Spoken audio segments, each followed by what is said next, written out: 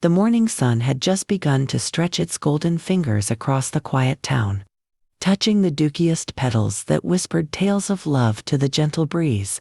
The fragrance of roses mingled with the aroma of freshly baked bread from the corner cafe, painting the air with memories of warmth and belonging. And there I was, Evelyn, standing by the kitchen window, the same way I had done for years. Steam rose from my cup of coffee, curling like thoughts that refused to rest. The house was silent, yet filled with echoes. The sound of his laughter once danced within these walls. Those days felt like music. Those nights, like poetry. Michael, my husband, was my entire world. I had built my dreams around him, dreams woven from love, trust, and devotion. When he smiled, my heart felt alive. When he spoke, I listened like every word was a promise written in gold. He was the kind of man everyone admired. Polite, charming, generous, the kind of husband who would hold your hand in public, smile for pictures, whisper I love you just loud enough for the world to hear. People envied me. They said, Evelyn, you're lucky to have a man like him. And I believed them. Oh, how deeply I believed them. Every morning, he would kiss my forehead before leaving for work, a gesture that felt like worship.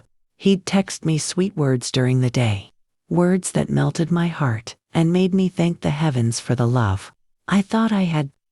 But love, my dear listener, sometimes wears masks made of silk, and behind those masks, the truth often breathes quietly, waiting for the right moment to shatter the illusion. That moment came softly, like the wind before a storm. A change in his eyes, a hesitation in his smile, a shadow between his words, signs so delicate, I almost convinced myself they didn't exist. Almost. One evening, he came home later than usual. His perfume was different, his voice distant. When I asked if everything was all right, he smiled. But that smile no longer reached his eyes. The warmth was fading, and in its place, a silence began to grow, a silence that had weight, a silence that carried secrets. I didn't know it then, but the love I thought was my forever was already slipping away. And I was standing in the middle of it, holding on to shadows, trying to convince myself that they were still light. Days passed like fading petals, losing color yet pretending to bloom. Our home, once alive with laughter, had begun to whisper in sighs. The sound of the clock became louder than our words, and every tick felt like a heartbeat slowly learning to stop. Michael was still the man everyone adored, the perfect husband, the gentleman, the lover who never forgot an anniversary. He still smiled for the world. He still held my hand at dinners, still kissed my forehead when guests were watching, but love, true love, had already left the room long ago. Sometimes, I would watch him from across the table, his eyes buried in his phone, a faint smile curving his lips. Not for me, not anymore. When I asked softly, "Who is it, Michael?" he looked up, startled, and said, "Just work, Evelyn. You worry too much." His tone was kind, but his eyes, oh, his eyes, they had learned the art of lying with grace. I remember one night clearly. The rain was falling outside, soft and relentless, like the ache inside my chest. He was sitting on the couch, his phone glowing against his face. And I was in the kitchen, watching the reflection of him in the window glass. Every few seconds, that faint smile appeared again. The kind of smile a man wears only when he's found something, or someone that makes his heart race. I wanted to scream, to ask, to break the silence, but my love, my foolish, faithful love, chose instead to stay quiet. Because I thought silence could save us. Because I still believed in the vows we made under the golden arch of our wedding day. I told myself, maybe he's tired. Maybe I'm imagining it. Maybe love, after years, simply forgets how to look like love. But deep inside, I knew. There was another name blooming where mine used to be. Another voice that soothed him. Another heart that had stolen the warmth once mine. Yet still, I waited. Every morning, I brewed his coffee, folded his shirts with trembling hands, and prayed that somehow he would find his way back to the woman who never stopped loving him. And then, one evening, fate decided to speak. He came home with a scent that wasn't mine. A perfume, too floral, too young, too bold. He smiled, said, "Evelyn, don't wait up. I have a late meeting." I nodded. But something inside me, something fragile and long-suffering, shattered quietly that night. When the door closed behind him, I stood in the middle of our living room, surrounded by the ghosts of laughter, and realized I wasn't his home anymore. That morning was quiet, too quiet, as if even the wind had grown tired of carrying lies. The sunlight crept through the curtains in golden slants, but it felt pale, lifeless, like warmth, pretending to be alive. Michael had already left for work. His cologne lingered in the hallway, mixed with a faint trace of something sweet, a perfume I didn't own. I stood there for a long time, letting the air tell me the story he never would. My hands trembled as I tidied the bed. The same bed where once love used to breathe softly beside me. But now, even the sheets seemed to sigh with secrets. Hours later, as I was doing the laundry, a small slip of paper fell from the pocket of his shirt. A receipt. A dinner for two. A place we had never been together. And written beneath, in delicate handwriting, were words that froze my blood. "Until next time, my love." For a moment, I couldn't breathe. It felt like the earth beneath me had forgotten how to hold me up. I sank into the chair, the paper trembling between my fingers like a wounded bird.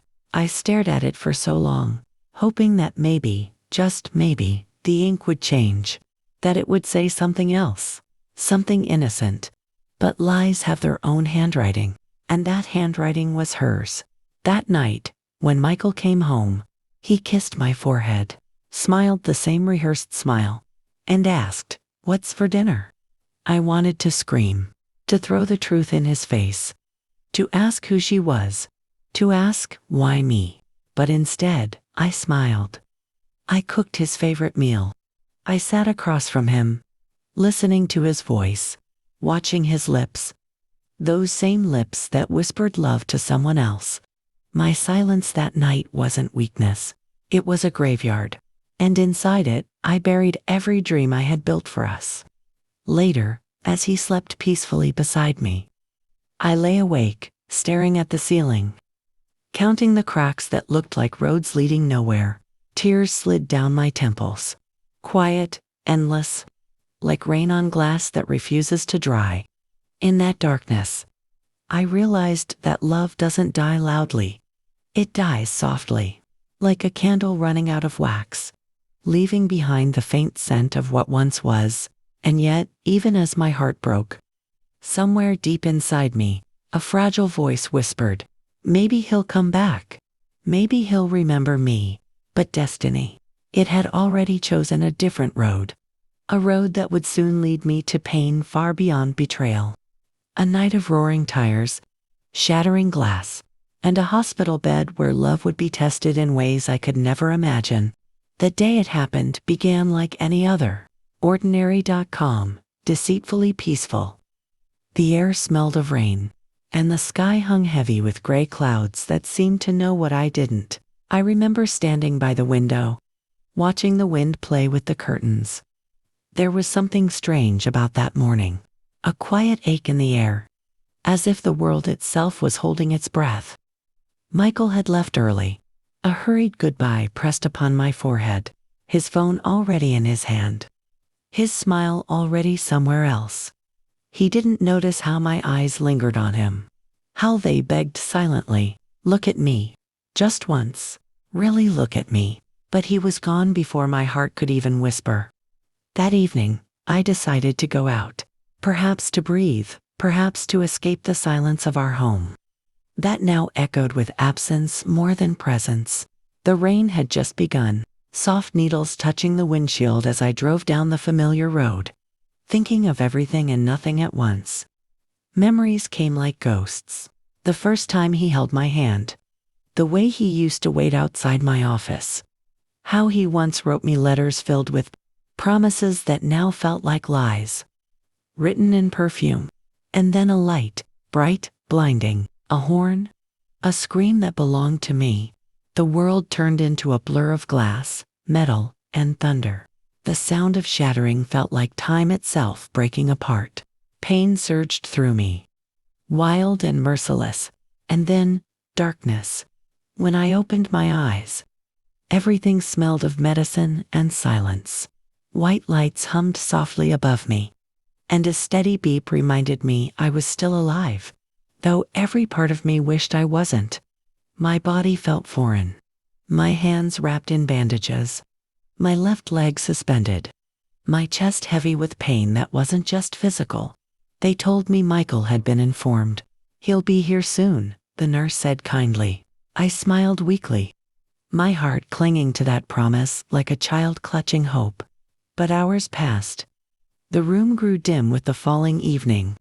Footsteps echoed in the corridor, but never stopped at my door. Every creak made me lift my head. Every silence pushed me deeper into loneliness. Finally, near midnight, the door opened. He walked in, impeccably dressed, smelling faintly of wine and something floral that wasn't mine. "Oh, Evelyn," he said, voice soft, rehearsed. "I came as soon as I could." But even his concern sounded borrowed. He sat beside me, held my hand for a moment, looked at the monitors instead of my eyes. He asked how I felt. Then his phone buzzed. And just like that, his attention slipped away again. For the few minutes he stayed, I tried to memorize his face, the one I had loved through storms and silence. But the man sitting beside me wasn't my husband anymore. He was a stranger wearing his skin. When he left, he said, "Rest, Evelyn. I'll visit tomorrow." He didn't. Days turned into weeks. I healed slowly, alone, surrounded by the hum of machines and the kindness of strangers. No flowers from him, no late-night calls, no warmth. But I still waited, because love, when it's true, doesn't die with neglect. It fades, it weakens, but it keeps breathing, foolishly, against all logic. One morning, the nurse entered with a smile. "Your husband called," she said. My heart lifted. He asked about the bills. That was all. Just the bills. And in that moment, something inside me, the last flicker of hope, finally went out. When I was discharged weeks later, I returned home on crutches, to a house that smelled of dust and indifference. The bed was cold. The picture frames were slightly tilted, and on the dresser lay a single note. "Don't wait for me tonight." The night sky outside was calm again, but inside me, everything was still breaking. I realized then, some storms don't come with thunder. Some just arrive quietly and live inside your chest, forever. Life after the accident was different. Everything had slowed: the air, the clock, even my heart. The world looked the same, but I no longer belonged to it the way I once did. I moved through my house like a ghost, learning to live again, each step echoing softly against memories that refused to fade. The mirror showed me a woman I barely recognized, a face marked by faint scars and sleepless nights, eyes that had seen too much truth to ever dream again. But in that reflection, I also saw strength. Quiet, unspoken, born out of ashes. Michael still came and went as he pleased. Sometimes he stayed away for days. Sometimes he returned with flowers, the kind of apology you can buy with money but never with heart. I accepted them in silence, placed them in a vase, and watched them wither, just like the love they pretended to represent. Then one morning, as sunlight streamed through the blinds, a soft knock echoed at the door. When I opened it, it wasn't him. It was the woman whose perfume I had smelled 100 times before. She stood there, young, radiant, untouched by guilt. Her eyes held pity, not remorse. "I just wanted to tell you," she said. "Michael's not well. He's in the hospital." The words felt strange, not sharp, not shocking, but hollow, like echoes in a long empty room. For a moment, I didn't move. And then, almost without thinking, I found myself walking toward the door, my cane tapping softly against the wooden floor. Like time marking its quiet revenge.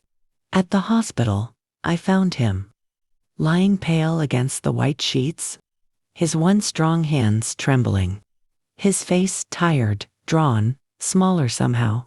He looked at me, really looked at me, for the first time in years. "Evelyn," he whispered, and my name trembled on his lips like a confession. I stood by his side, and for a heartbeat, the room filled with all the things we never said. He tried to smile, but tears slipped from his eyes instead. "I didn't know who I was," he said. "I thought love was something easy, replaceable. But when I lost you, I realized I'd been chasing shadows. I wanted to be cruel. I wanted to remind him of the nights I waited, the days I wept alone, the moments I begged heaven to show me mercy. But standing there, watching him, frail, broken, human, all I felt was pity, and something softer. I sat beside him, placed a cool cloth on his forehead, and whispered, 'Rest now, Michael.' His hand searched for mine, and when his fingers found me, they held on as if they feared letting go. Days passed. I visited him every morning, brought soup, read quietly by his bedside. The nurses would smile, whispering, 'She's his wife, the loyal one.' They didn't know the history between our silences. They didn't know that love sometimes returns not as a flame, but as an ember that refuses to die. The other woman came only once. She stood at the door, looked at him sleeping, and walked away without a word. Michael never mentioned her again. Perhaps she was a dream he could no longer afford. One evening, as the sun melted behind the city skyline, he looked at me with eyes full of regret. "Evelyn," he said softly, "I don't deserve your kindness." And I smiled, faintly, because he was right, he didn't. But forgiveness isn't given for others. It's given to free ourselves from the weight of what they did. When he finally returned home, I took care of him, the meals, the medicines, the silence. Our house, once filled with deceit, now smelled of soup and antiseptic and quiet redemption. He would sit by the window, watching the sunset, and I could tell he was remembering every lie. Every night he left, every moment I stayed, sometimes he would take my hand and press it against his heart, as if to say thank you without words. And I would let him. Not because the pain had vanished, but because I had learned something deeper. That love, even when betrayed, has a way of surviving, not as joy, but as understanding. And somewhere in that fragile peace, beneath the weight of everything we lost, a strange kind of calm began to grow. Not the love we once had, but the forgiveness we had both needed. Autumn had arrived quietly. The air carried that soft chill which whispers of endings. Leaves turned gold and crimson, drifting through the air like memories too heavy to hold on to. I watched them fall outside our window, their slow descent reminding me that even beauty must learn how to let go. Michael had grown weaker. The illness that once seemed temporary had begun to dig its roots deep. He coughed often now, long, hollow coughs that echoed through the house, like the ticking of a clock counting down something I didn't want to name. The doctor spoke gently, their words wrapped in sympathy, but I heard what they didn't say. That time was slipping through our fingers. Grain by grain, sigh by sigh, our home had changed again. Gone were the perfumes, the laughter, the pretenses. Now, there was only the soft rustle of sheets, the hum of a heater, and my quiet footsteps moving between his needs and my prayers. Every morning, I helped him sit up, fed him soup spoon by spoon, and watched his eyes. Those once confident eyes, now filled with a kind of sorrow that words could never wash away. Sometimes, in the stillness, he would take my hand and whisper, "Evelyn, you should have left me." You deserved more. And I would smile. Not out of kindness, but because pain had long ago lost the power to surprise me. I stayed, I'd say softly, because leaving would have made me like you. He'd look away then, and I'd see the tears he tried to hide. Regret had finally found him. Slow, patient, relentless. It sat with him at every meal, slept beside him each night. One afternoon, I found him sitting by the window. The sun poured in gently, wrapping him in gold like a fading photograph. He looked small, a shadow of the man who once filled every room with his voice. I used to think love was about being wanted, he said quietly. But you showed me it's about being forgiven. I didn't reply. Some things lose meaning when spoken. Instead, I placed my hand on his shoulder. And in that simple gesture, he found the absolution words could never offer. As days passed, his strength dwindled like a candle burning its last flame.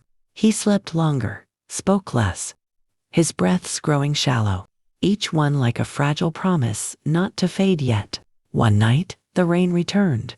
It tapped gently against the windows. A familiar rhythm, the same rain that once carried my cries into the dark. I sat beside him, the lamp casting soft light across his face. He looked peaceful, too peaceful. When his eyes fluttered open, he found me watching. You're still here, he whispered. Where else would I be? I said. The nurses would smile, whispering, she's his wife, the loyal one. They didn't know the history between our silences. They didn't know that love sometimes returns, not as a flame, but as an ember that refuses to die. The other woman came only once. She stood at the door, looked at him sleeping, and walked away without a word. Michael never mentioned her again. Perhaps she was a dream he could no longer afford. One evening, as the sun melted behind the city skyline, he looked at me with eyes full of regret. Evelyn, he said softly, I don't deserve your kindness. And I smiled, faintly. Because he was right, he didn't. But forgiveness isn't given for others. It's given to free ourselves from the weight of what they did. When he finally returned home, I took care of him, the meals, the medicines, the silence. Our house, once filled with deceit, now smelled of soup and antiseptic and quiet redemption. He would sit by the window, watching the sunset, and I could tell he was remembering. Every lie, every night he left, every moment I stayed. Sometimes, he would take my hand and press it against his heart, as if to say thank you without words. And I would let him, not because the pain had vanished, but because I had learned something deeper. That love, even when betrayed, has a way of surviving, not as joy, but as understanding. And somewhere in that fragile peace, beneath the weight of everything we lost, a strange kind of calm began to grow. Not the love we once had, but the forgiveness we had both needed. Autumn had arrived quietly. The air carried that soft chill which whispers of endings. Leaves turned gold and crimson, drifting through the air like memories too heavy to hold on to. I watched them fall outside our window, their slow descent reminding me that even beauty must learn how to let go. Michael had grown weaker. The illness that once seemed temporary had begun to dig its roots deep. He coughed often now, long, hollow coughs that echoed through the house, like the ticking of a clock counting down something I didn't want to name. The doctors spoke gently, their words wrapped in sympathy. But I heard what they didn't say. That time was slipping through our fingers. Grain by grain, sigh by sigh. Our home had changed again. Gone were the perfumes, the laughter, the pretenses.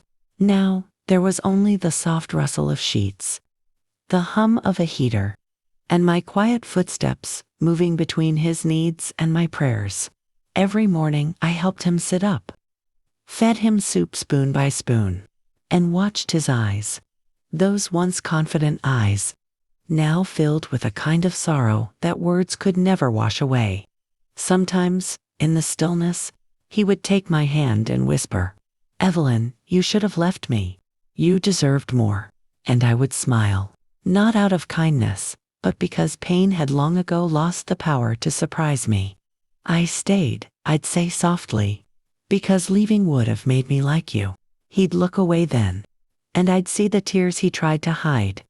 Regret had finally found him, slow, patient, relentless. It sat with him at every meal, slept beside him each night. One afternoon, I found him sitting by the window. The sun poured in gently, wrapping him in gold like a fading photograph. He looked small, a shadow of the man who once filled every room with his voice. I used to think love was about being wanted, he said quietly. But you showed me it's about being forgiven. I didn't reply. Some things lose meaning when spoken. Instead, I placed my hand on his shoulder. And in that simple gesture, he found the absolution words could never offer. As days passed, his strength dwindled like a candle burning its last flame. He slept longer, spoke less, his breaths growing shallow, each one like a fragile promise not to fade yet. One night, the rain returned. It tapped gently against the windows. A familiar rhythm, the same rain that once carried my cries into the dark. I sat beside him, the lamp casting soft light across his face. He looked peaceful too peaceful. When his eyes fluttered open, he found me watching. "You're still here," he whispered. "Where else would I be?" I said. A faint smile curved his lips. His fingers brushed against mine, weak, trembling, and he murmured, "Thank you for loving the man I wasn't." I wanted to speak, to tell him I forgave him, that somehow, through the pain, I had found meaning in the ruins he left behind. But the words stayed in my throat, stuck between love and loss. Instead, I leaned closer and whispered, "Rest, Michael. Just rest." His eyes lingered on me, one last time, and then slowly closed. Like dusk swallowing the last light of day, the room grew still. The rain outside softened into mist, and somewhere, between one breath and the next, he was gone. For a long while, I didn't move. I simply sat there, my hand still holding his, feeling the warmth fade away. It wasn't grief I felt, not the kind that breaks you open, but something quieter, a peace born from knowing that love, no matter how wounded, had kept its promise till the end. When the nurse came in, she found me sitting there in silence, my eyes dry, my heart strangely calm. She said softly, "He's at peace now." And I nodded. "Yes," I whispered, "and so am I." That night, as I stepped outside, the air smelled of rain and endings. The world felt new, empty, yet weightless. Above me, the sky stretched wide and dark, and for the first time in years, I lifted my face to it and let the rain touch me freely, because sometimes the truest kind of love isn't the one that begins with fire, it's the one that ends in forgiveness. The house had grown silent, a kind of silence that doesn't belong to emptiness, but to peace. Every corner still carried Michael's memory, yet somehow, those memories no longer hurt. They had softened, like edges of glass worn smooth by time. For days, I wandered through the rooms, touching old photographs, running my fingers along the books we once read, feeling the pulse of a life that had finally stilled. His scent still lingered on the pillow. The sound of his cough echoed faintly in my mind. But beneath it all, there was something else, a stillness I had never known before.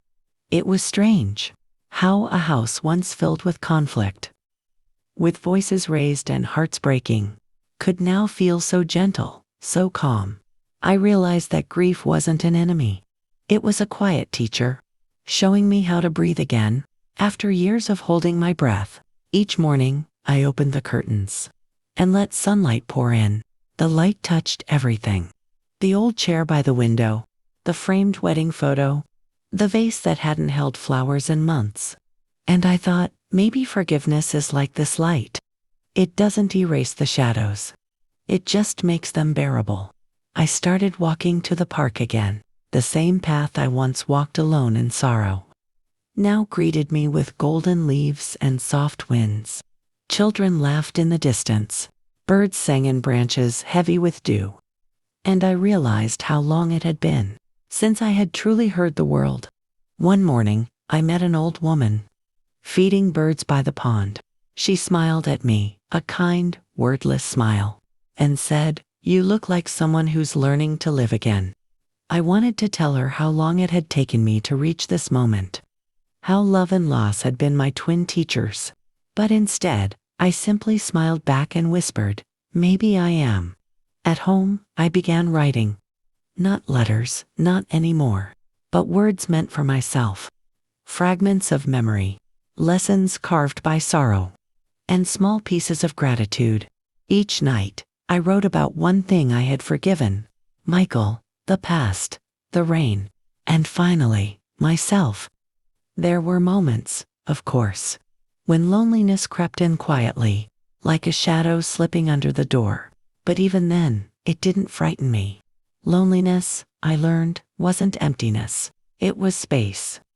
Space where I could finally breathe, finally exist without bending myself to fit someone else's world. One afternoon, as I was cleaning the study, I found a sealed envelope inside Michael's old journal. The handwriting was shaky but familiar. It said, "For Evelyn." My hands trembled as I opened it. Inside, only a few lines. Simple, broken, but heavy with truth. Greater than, "I never knew love until I broke it. And I never knew peace until you forgave me. If there's another life beyond this one, I'll spend it learning to love you, right?" Tears came then, not of pain, but of release. For the first time, I cried without anger, without bitterness, just a quiet letting go. That night, I lit a candle by the window, the same window where we once watched the rain.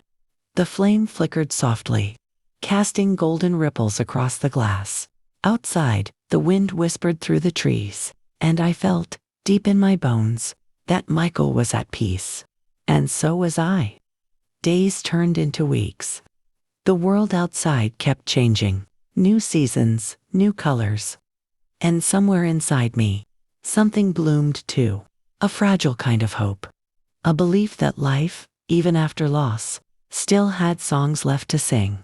One evening, as the sun dipped low, I stood at the garden gate, watching light scatter across the flowers. And in that golden hush, I whispered softly, not to him, not to the wind, but to myself, "I forgive you. I forgive the years we lost. I forgive the woman I used to be. And I forgive the silence that followed." And just like that, something invisible lifted. The weight I had carried for so long finally drifted away, like ashes scattered into light. Because sometimes, love doesn't end with death. It simply changes its shape. From longing into peace, from sorrow into prayer, from goodbye into grace. The nights had grown quieter. The ticking of the old clock was the only sound left in the house now. Steady, unhurried, like a heart that refuses to stop beating even after losing everything. Outside, November's wind carried the scent of dying leaves. It brushed against the windows, whispering the kind of stories that only the broken can understand. I sat by the same window where Michael and I had once watched the rain. A blanket around my shoulders, his photograph on the table beside me. The candle beside it burned softly, its flame trembling, just like my hands. It had been months since he left this world, yet every night I still spoke to him. Not with words, but with silence. There are some conversations that never need a voice. They breathe in pauses, in sighs, in the quiet spaces between heartbeats. That evening, I decided to write one last letter. The kind of letter you don't send, because it's meant to stay between souls. Greater than, "My dearest Michael, you once told me that love fades when silence grows between two people.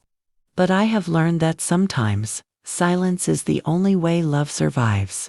You are gone, and yet you are everywhere. In the light that touches my curtains, in the scent of coffee I still make for two.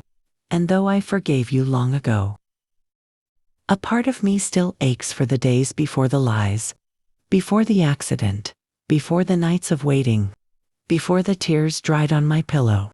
You left me with questions the world cannot answer, but also with a kind of strength I never knew I had. I became everything I had lost: patient, faithful, silent. And yet, tonight, I feel the loneliness of the stars. I wonder if you remember me wherever you are, not as the woman you hurt, but as the woman who waited. The ink smudged as tears touched the paper. Outside, the wind moaned softly through the trees. I could almost hear his voice, faint, tender, broken. The way he had sounded on his last day. I remembered that day as if it were carved into me. His body frail, his eyes no longer proud. He had reached for my hand. And for the first time in years, his touch wasn't of possession. It was of apology. Greater than, "Evelyn," he had whispered, "if I ever return, may I find you again. But may I learn how to love you right this time." Those words, they had burned into me. Even now, they echoed in every silence. In every moment, the wind touched my hair. I placed a letter beside his photograph. And as I did, I noticed the candle flame bending low. As if bowing farewell, the air around me grew colder, yet strangely soft, like an embrace from someone unseen. For a long time, I sat there, my eyes lost in the flicker of light. Memories moved like shadows across the walls. His laughter, his betrayals, the sound of hospital machines, the weight of his last breath. There was so much we never said, so many moments that slipped between forgiveness and regret. But perhaps that is what love truly is. 1,000 unsaid words that live quietly in the chest, long after the voice is gone. When the clock struck midnight, the candle's flame finally died. The room sank into darkness.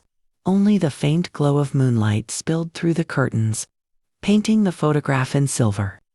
He looked peaceful there, as if he had never broken anything at all. I pressed my palm against the picture frame. My lips trembled, and in a whisper only the night could hear, I said, "You're forgiven, but I'm still waiting." And then, silence. But not the silence of peace. The silence that follows a heart's last cry. A silence heavy with everything that was loved, and everything that will never return. The next morning, the maid found me asleep by the window.